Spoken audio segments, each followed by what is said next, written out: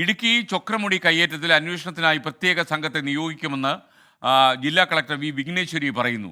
തഹസീൽദാർ ഉൾപ്പെടെ അന്വേഷണ സംഘത്തിൽ ഉണ്ടാകുമെന്നാണ് ജില്ലാ കളക്ടറുടെ വ്യക്തമാക്കൽ.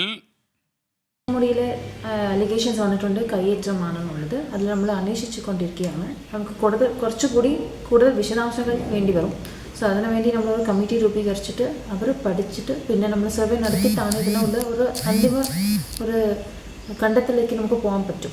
നമുക്കിപ്പോൾ നിലവിലുള്ള ഇൻഫർമേഷൻ വെച്ചിട്ട് നമുക്ക് അങ്ങനെ ഒരു കൺക്ലൂസീവായിട്ട് എവിഡൻസ് ഇല്ല. സോ അതിനു വേണ്ടിയാണ്, ആ കൺക്ലൂസീവ് എവിഡൻസ് കിട്ടാൻ വേണ്ടിയാണ് നമ്മൾ കൂടുതലും കുറച്ച് ഫൈൻഡിങ്സിലേക്ക് പോവുകയാണ്.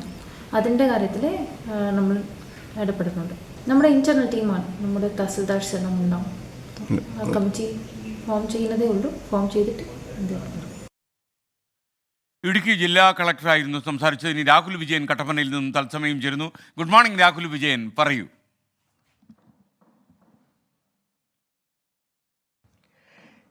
ഇടുക്കി ജില്ലാ കളക്ടറുടെ ഈ പ്രതികരണത്തിന്റെ പൊരുൾ എന്ന് പറയുന്നത് ചൊക്രമുടി കയ്യേറ്റത്തിൽ നടപടി ഇനിയും വൈകും എന്നുള്ളത് തന്നെയാണ്. കാരണം സെപ്റ്റംബർ 4-ാം തീയതിയും റവന്യൂ മന്ത്രി കെ രാജൻ പറഞ്ഞിരുന്നു ഒരാഴ്ചയ്ക്കുള്ളിൽ ഈ ചൊക്രമുടി കയ്യേറ്റവുമായി ബന്ധപ്പെട്ട റിപ്പോർട്ട് സർക്കാരിന് സമർപ്പിക്കണമെന്ന്. എന്നാൽ ഇതുവരെ റിപ്പോർട്ട് ജില്ലാ കളക്ടർ സർക്കാരിന് സമർപ്പിച്ചിട്ടില്ല. മാത്രമല്ല ഒരു പ്രത്യേക കമ്മിറ്റിയെ കൂടി നിയോഗിച്ചിരിക്കുകയാണ്. ഈ കമ്മിറ്റി നടത്തുന്ന പഠനത്തിന്റെ അടിസ്ഥാനത്തിൽ ലഭിക്കുന്ന റിപ്പോർട്ട് മാത്രമായിരിക്കും ജില്ലാ കളക്ടർ സംസ്ഥാന സർക്കാരിന് കൈമാറുക എന്നുള്ളതാണ് അറിയിച്ചിരിക്കുന്നത്. ഉടുമ്പൻചോല തഹസിൽദാർ ഉൾപ്പെടുന്ന സംഘമാണ് ഈ സ്ഥലത്ത് പ്രത്യേക പരിശോധന നടത്തുക. ഈ കമ്മിറ്റിയിൽ ഉടുമ്പൻചോല തഹസിൽദാർ ഉൾപ്പെടുന്ന സംഘമാണ് ഉണ്ടാവുക എന്നുള്ളതാണ് മനസ്സിലാക്കാൻ കഴിയുന്നത്. എന്തായാലും വലിയ തരത്തിലുള്ള കയ്യേറ്റം ഈ ചൊക്രമുടിയിൽ ഉണ്ട് എന്നുള്ളത് ഇപ്പോൾ തന്നെ പുറത്തു വന്നിരിക്കുന്ന കാര്യമാണ്. പലതരത്തിലുള്ള കാര്യങ്ങൾ ഇതുമായി ബന്ധപ്പെട്ട് പുറത്തു വരികയും ചെയ്തിരുന്നു.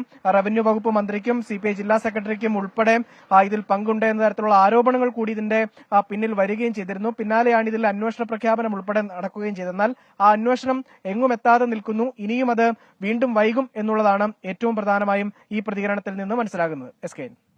Thank you Rahul Vijayan. കട്ടപ്പനയിൽ നിന്നാണ് രാഹുൽ വിജയൻ നമുക്കൊപ്പം ചേർന്നത്. എന്തായാലും കയ്യേറ്റക്കാരെ കണ്ടെത്താനുള്ള നടപടികളുമായി ജില്ലാ കളക്ടറേറ്റ് മുന്നോട്ട് പോകണമെന്നാണ് ഞങ്ങൾക്ക് പറയാനുള്ളത്.